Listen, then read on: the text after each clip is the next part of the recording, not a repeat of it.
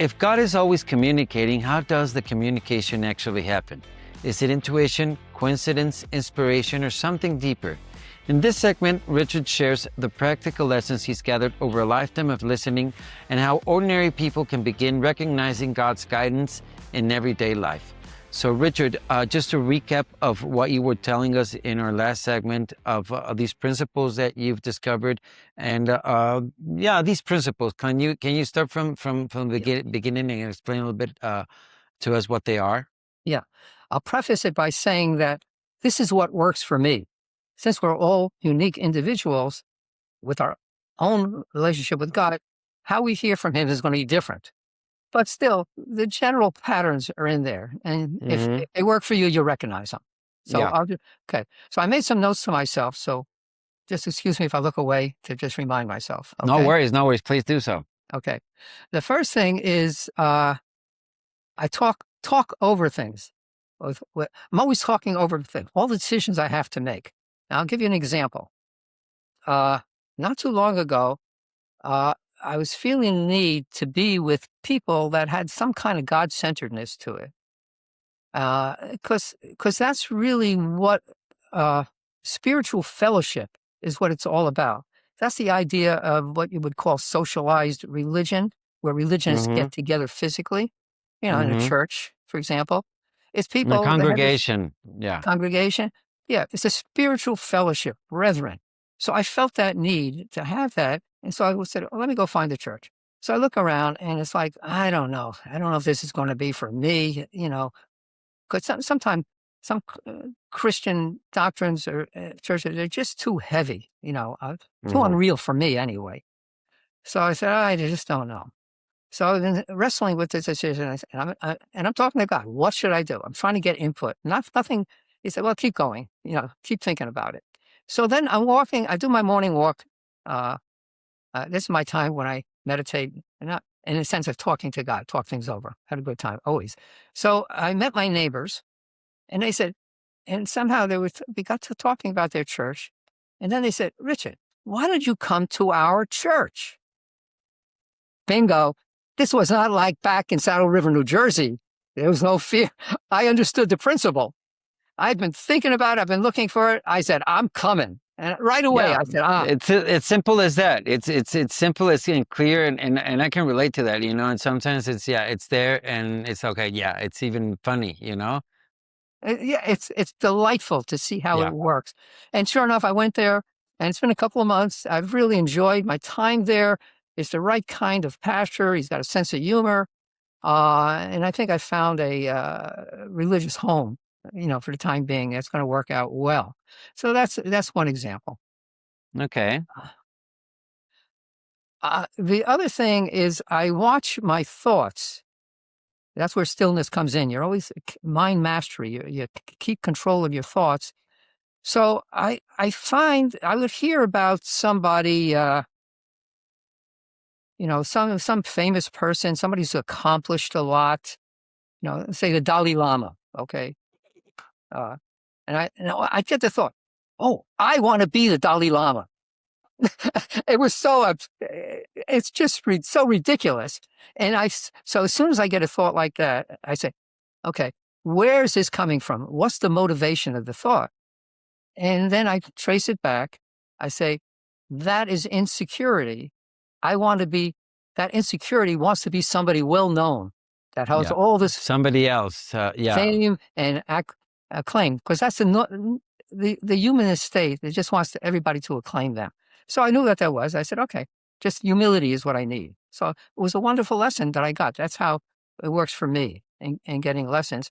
But any thoughts that are like envious, jealous, suspicious of somebody, like sometimes, how you're in the house and you put something down and then you're looking for it, and where is that thing? So I would get a thought, did somebody come in the house and take it? Which is ridiculous, but I would get that thought, and I would know it's ridiculous. But that's where the idea of being suspicious is so negative. I said, I refuse to entertain those thoughts, and I made it a habit. Whenever I would get those thoughts, no, they're not right. And that's important. I mean, the habit, and few people really say, okay, I'm not, or maybe not few people, but I mean, a lot of what people think and say, okay, if I'm not acting out, if I'm not doing things, it doesn't matter, it doesn't work. But I mean, your thoughts, like you're saying and explaining, your thoughts carry power. And if your thought patterns, and it doesn't mean that you have to act it out, but you get into those thought patterns, and you're talking about a suspicious thought pattern. But you also, I mean, there's a lot of patterns that come and can burn you. And one of the things that and this I can relate to what you're saying, because one of the things that I do, and I even have a practice on doing it. It's the transformation. It's a 4-step transformation, and the first step is to, when you get a feeling, and sometimes there's somebody that you dislike. There's somebody that maybe just met or something, and there's an awkward feeling. But there's an instinctive veil sometimes that you put yourself into. You're saying, oh, no, no, I can't, I have to, everybody's lovely. I always say, okay, why is it? Why do you have this? Why is this? What's creating this? And that means stepping a little bit back, going into like a higher view and seeing and kind of saying, why, okay, let the feeling play out. And then it gets to a point, and that's the second step, where reason comes in. I understand, and I say, okay, this is causing it because of this and this and this and this, and then I can understand that pattern, and I can change it. But Yeah. but the problem is when you do not do that, and you just let it go and let it loose, you get into those habits, into those sequences, into those patterns, and once you realize that, you're down in a rabbit hole of being in a very dark situation. So I think this is very important. Thanks for bringing it out. But please continue. Yeah. So I was in the habit of getting thoughts to do something, could be big ones, small ones, and I would just dismiss them. I'd say, because I wanted to do what I want. So I'd get a thought, and I'd use my analytical mind. And, for example, close the pantry door, take something out of the pantry, close it. And I would say, I don't want to close it because I have to go back anyway. I'm going to leave it open. And it turns out it can be dangerous because, bump into it later on. And, Yeah. I left that door open. I didn't realize it. And it was like, oh, I had the thought and I didn't close it. So I said, I got to pay attention. What is going on? So I've learned to be very careful with all the thoughts I get, not just dismiss them, because, self-will likes to do its own thing without really considering where the thought might be coming from. So here's an example, Santiago. Okay. I was doing I was walking Sunday morning, my morning walk, and my neighbor was out on his swing under his oak tree, in the front yard, and he was looking at his iPad probably, or his phone or whatever. And I thought, gee, I'd like to go talk to him. And then I thought, well, I don't want to disturb him. It's Sunday morning. Maybe it's, he's just, resting and so forth. So I didn't. So Mm-hmm. about 100 feet later, I get the thought, go back and talk to him. So by this time, I know enough to say, okay. There's So something here. I said, this is just not me. So I said, okay, Okay. I go back, go up to him, and we had a wonderful visit. He was so grateful I stopped and talked. We just had a good time. So, there's a great scripture in Zechariah 4:10, it's out of context, but it works. Despise not the day of small things. That's a No, small. it's really, it is there, because I mean, that's I mean, just these simple patterns and these simple instances that you have come to recognize. I mean, and it is that, it's not just not that God has to come, like you say, in great thunder and clash and a deep voice, but it's in these still messages, that it's in your mind. I mean, that's where the divine fragment, the divine within, resides within us, and that's where we have that connection. So I mean, it's trying to find these moments of connection, these still moments, like you say, that we have to listen. Definitely. And Please continue. what's encouraging, Santiago, when you make a habit of paying attention to the small things in life, the big decisions and choices take care of themselves. But if Exactly. you don't do the small things, when you get a real big thing, there's a chance you might. There's no need. I mean, big decisions do come, but they take care of themselves, like you say. They kind of resolve themselves in a positive manner. Maybe not even the way that you envisioned, and even learn to comfort that, to find a lot of comfort in that and releasing that vision, and many times of how it has to be, and saying, okay, let the will of God and His guidance through my mind and His thoughts guide me through this process, and really become or make something, create rather something that is divine, right? Yeah, you're recognizing God working through you, expressing Hmm. His life through your personality. Just what you're saying. And you do Exactly. all this, and you do the little things, you could be sure that when the big things come, it'll work out. It's like Jesus when he had to go on to the cross crucifixion because he lived the life the way he did was not a problem. Well, yeah, I mean, sometimes family, sometimes like this, you said, the small instances of life, the small situations, we take them so for granted, and we do not give them the value. But I mean, those are the ones that are creating, those Yeah. moments, and it might seem simple, and maybe as a father, you learn this, that giving your son that time, that attention, and maybe doing something, and paying that interest into what they are communicating and doing. Maybe just an instant to, maybe in your daily life, you have many instances that you just add so much that you don't even notice them. But that instance for your son, of that attention, of that recognition of whatever you did, means so much that just, marks the rest of his life. So always have that in mind, and bear that in mind. And this is just an example with your children, any situation that you're out there, and you let the expression of God through you, through your thoughts and your actions, can really expand, like you're saying, the expression through you, through your personality. Yeah. Now, your sensitivity to your son, I guess, and knowing when it's time, oh, I have to talk to him. He needs to hear from me. I find the same thing when I'm out and about. It's like I'm at a store and I'm checking out, and I'm just said I say something with a smile to someone in a certain way that they just connect. Or I'll getting this thought, call so and so. I say, okay. Someone was on your program, and they sent me a link to the interview. So, Okay. so, and I have, like all of us, I got a lot on my plate, and it's like, oh, I don't want to spend the time. But I said, she sent it to me. I'm going to do it, and I was glad I did. So I emailed a little note. I said, oh, I saw the interview you had with Santiago, yeah, et cetera, et cetera. And she wrote back, I'm so glad you wrote because I had it in mind to invite you to participate in a program she's putting on. And I thought, then I said, a confirmation of getting the thought and listening to it. Yeah, yeah, no, definitely, definitely, definitely. And it's so simple when you come to think about it, but it's you have to still your mind, like you're saying, and you have to be able to listen. It is hard. I mean, it's simple, but it's hard. It's so simple that it's hard. You know what I mean? But yeah, I mean, Well, but Santiago, yeah, simple but hard. I would not use the word hard. I would use the word challenging. challenging, And yes, once is if the desire to is achieve mastery of it, it will happen, and no longer is it hard. In exactly. fact, it becomes delicious to see. Yeah, exactly.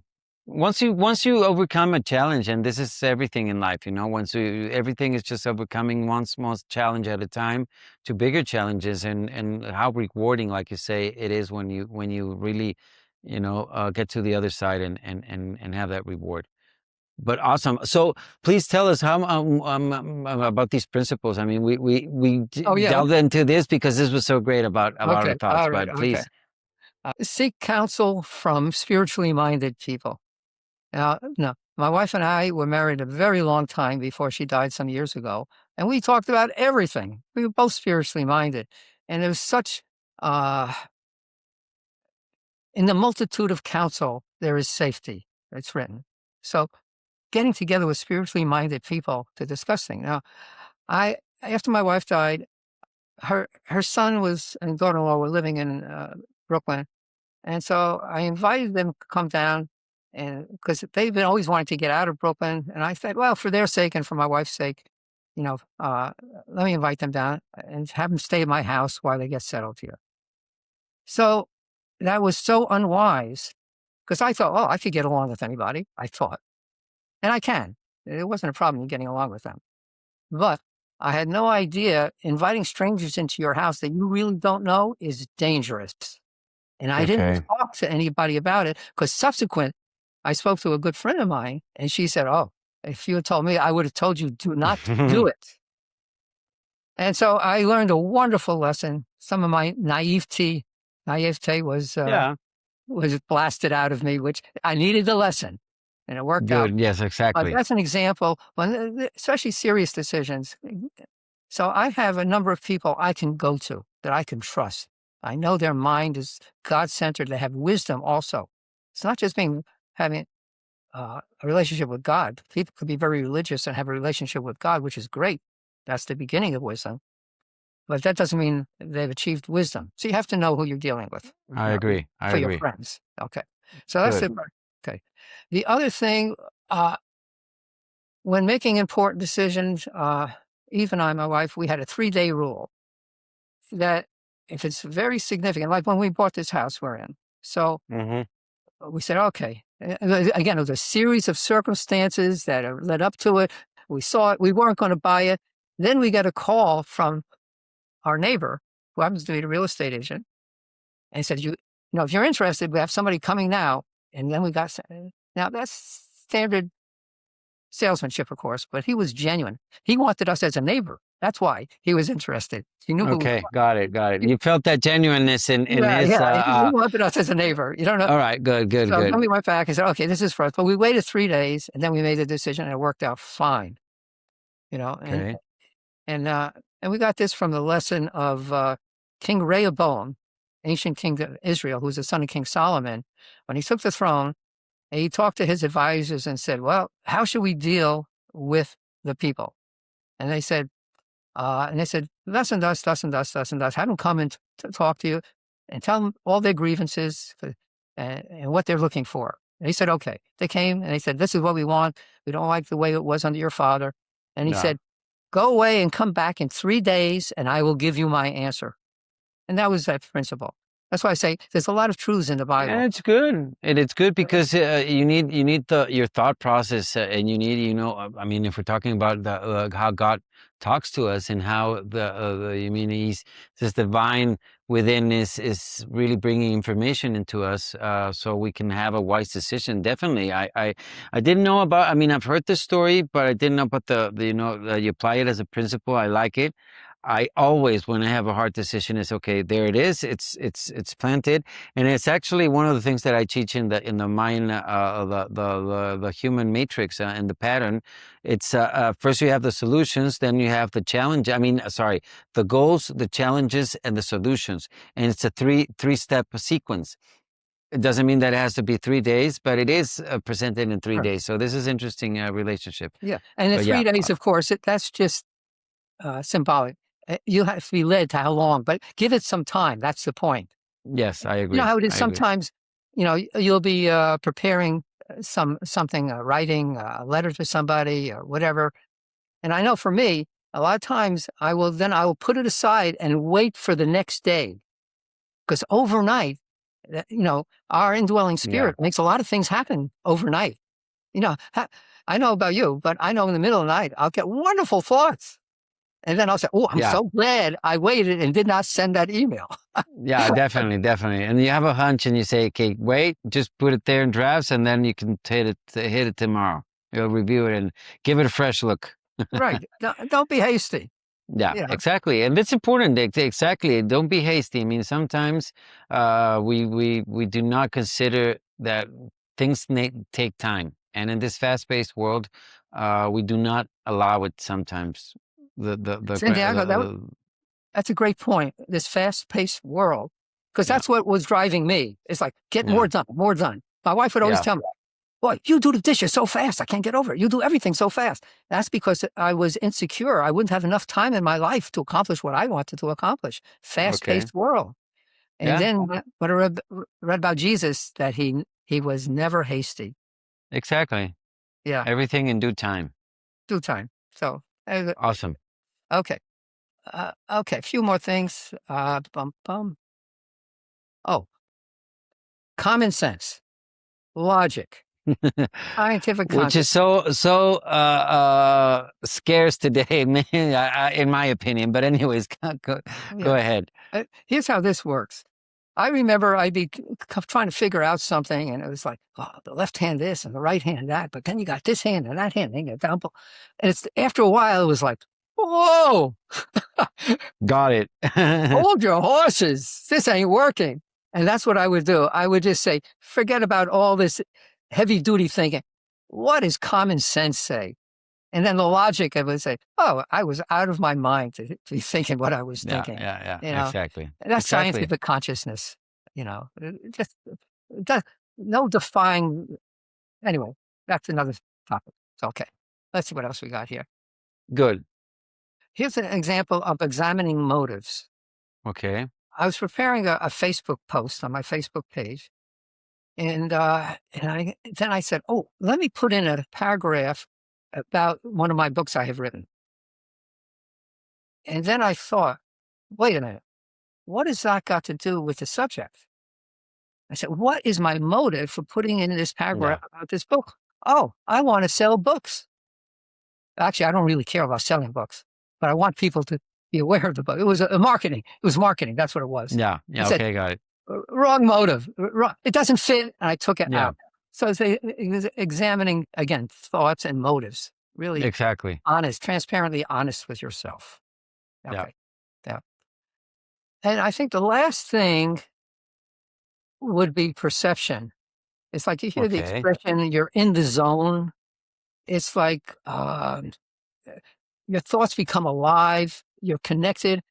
I mean, it's like I could feel the divine presence Mm-hmm. saying, amen. Okay. And I'll be thinking through something and it's just sitting so right, feeling so integral with my thought pattern on this thing and my decision making. Yeah, just fits, and I understand what you mean. It's sometimes you come up with a thought, and there's a sequence of things that just boom, boom, boom emerge from that thought that say it's so perfect. Why didn't I come up with it before? How did this just appear with a great solution? I mean, that Right, perception, I right, think. right. Yeah, it's so real, it's real. Yeah, exactly, Yeah, exactly. yeah. Awesome, So that's awesome. the end of my list here. Awesome. Well, I mean, this is really, really great, Richard, because I think, from all the lists that you named and you pointed out, I think I've felt, known, sensed many of them, and all of them. Maybe I hadn't been able to put a head and feet to it, but the way that you presented it, it's really practical because you can, I think now that you know about them, you can do practice. We were saying, practice and have a habit into developing these tools, these premises that you've created that can help you. So this is another great segue into our next segment, which is how do we put all this into practical terms? How do we make this life? So stick around and we'll find out. On the Divine Within podcast, we share real conversations to help you find a personal connection with God. My goal is to support your faith, growth, and journey toward discovering the divine within yourself. Join us to deepen your faith and spiritual journey.